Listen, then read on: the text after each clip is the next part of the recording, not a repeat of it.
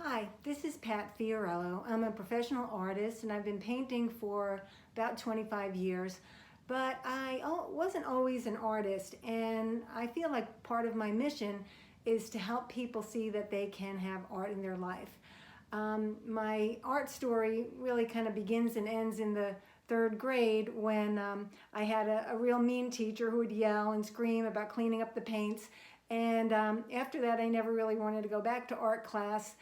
So I'd make excuses for being sick on Mondays and not being able to go to school until my mother caught on to this and I had to go back to art class. But that was kind of the beginning and the end of my art career in the third grade. And then fast forward, I continued to go on to college, business school, and I was a corporate executive and in an intense, fast-paced job and working all the time. And one day I had a heart-to-heart talk with my boss, and he gave me some great advice, and he said, you need something to restore you. You need something beyond work and friends and relationships. You need something that would replenish you. And I was 35 years old at the time. I had no idea what that would be, but I was kind of open to what might be able to do that in my life. And shortly thereafter, I went on a little trip. It was to the Canyon Ranch Spa in Lenox, Massachusetts. And I'd been there before, and I kind of do the same thing all the time. And I thought, I'm going to try something different while I'm there this time. So I took a 1-hour watercolor class. I had no idea what I was doing. I just said, well, it's 1 hour. How bad could it be? And I did my first painting at age 35, and I've saved it to show you. So this was my first painting at age 35. It kind of looks like where I would have left off in the third grade, right? I call it my refrigerator art series because it would be under a magnet on somebody's refrigerator door that their grandkids did, right? But it was fun, and I enjoyed it, and I, did another painting, and this was my next painting, which was my idea of flowers at the time. And, again, it was fun. I had no attachment to anything, and I just enjoyed playing with the paints. So that at age 35 was kind of a newfound path to art and bringing more and more art into my life. And I enjoyed it, and I was eager to learn, and then continued on till where I am today. But I share that because I want people to know there's kind of this myth of talent. People think that, well, some people have the special, gene pool or something to do art, and it's really not true. If you think back to Picasso had the quote, "Every child is an artist. The secret is to remain one when you're an adult."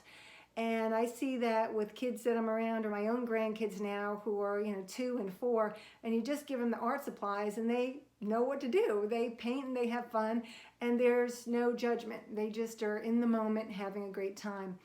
And there's actually been studies where people went to different classrooms of different age kids, and in the kindergarten and the first grade, they said, who's an artist? And every kid raises their hand. They're all artists. But as you get to the third and fourth grade, fewer and fewer kids raise their hand. Maybe someone laughed at their painting, or they start comparing themselves to what the painting should look like, or to what their sister's painting looks like. And all of a sudden, judgment sets in. Before, when they were little tiny kids, no judgment, they were just in the moment. But when they start developmentally getting third, fourth, fifth grade, all of a sudden, they're making an assessment about it, and they say, maybe I'm not so good at art compared to these other people, so I'll be good at soccer, or I'll be good at math, or I'll be good at something else, but I'm not an artist. And so as they went into study higher and higher in the grades, they found that by the time they got to high school, there's usually like 1 or 2 kids in the class that would raise their hand and claim they're an artist. And we think, well, those must be the kids that had like the right gene pool to become an artist. But the truth is, and it's kind of sad truth, those are the only kids that didn't give up or weren't discouraged. Those were the kids, maybe someone there was in their family that really encouraged them, or maybe they just enjoyed it so much that they just didn't bring in those judgments, and they didn't go down that road. But really, those kids that are into art when they're in high school and beyond are the only ones that didn't get discouraged along the way. So somewhere we give up on art. And So I started art late in life. Like I said, I didn't start painting till I was 35, and I would show my art to my friends, and they're like, oh, I'd love to do that, but I can't draw a stick figure. I can't draw a straight line. My sister was a creative one, not me. I don't have an artistic bone in my body.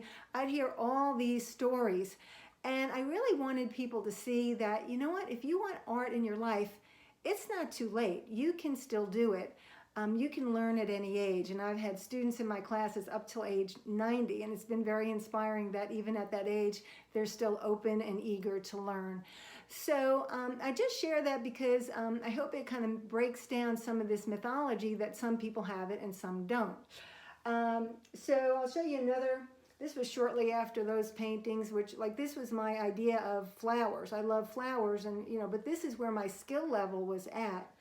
And, you know, this is, you know, a more recent flower painting that I've done. So just to show you, you can start here and end up here. And what it takes is, you know, some training, some lessons to be pointed in the right direction, a passion for it, that you want to practice to paint, because you do need to practice, and just giving up the notion that you can't do it, because you can. So the good news is all those things, getting practice, getting instruction, and giving up that you can't do it, all those things are within your control. So if you want to paint, you absolutely can. This I like to share in some of my beginning classes, you know, this calendar, and there are many paintings in here of beautiful, beautiful scenes.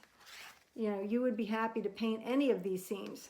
Well, this is a calendar of people who paint with their mouth and feet. These are originals painted by mouth and foot painting artists. There's actually an association of people that don't have use of their hands, and they are painting with either the brush in their mouth or the brush in their feet. And if they can create these beautiful paintings without even the use of their hands, you know, think of what we can do. So, you know, anything is possible. There's a great book, Drawing on the Right Side of Your Brain, and it's by Betty Edwards, who was a drawing and art teacher. And she had the same conviction that I do, that anybody can learn to draw and paint. These are motor skills. And, you know, maybe there are some, you know, extreme elite people who are, you know, born and destined to paint, but everyone can paint at a level to bring enjoyment and beauty into their life. So if you see in the book here, these were drawings that kids did of themselves on day one of the class and by the end of the class. Day one of the class, by the end of the class, you know.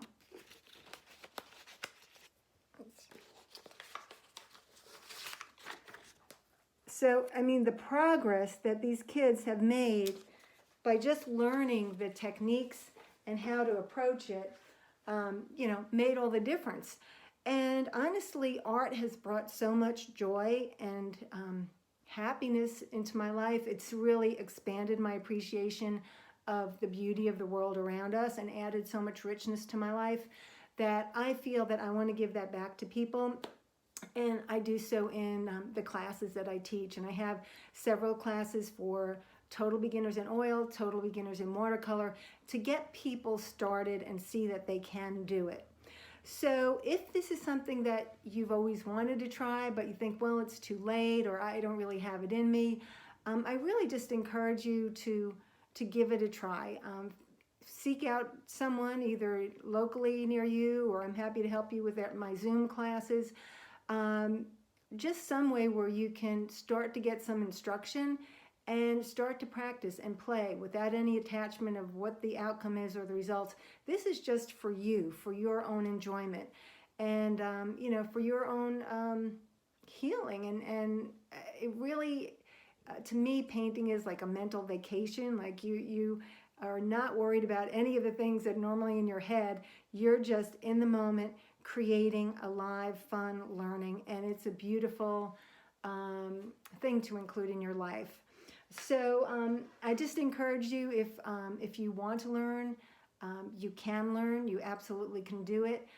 I've taught hundreds and hundreds of students over the year in my Art for Non-Artists workshop, which is designed for total beginners that haven't painted since they were kids.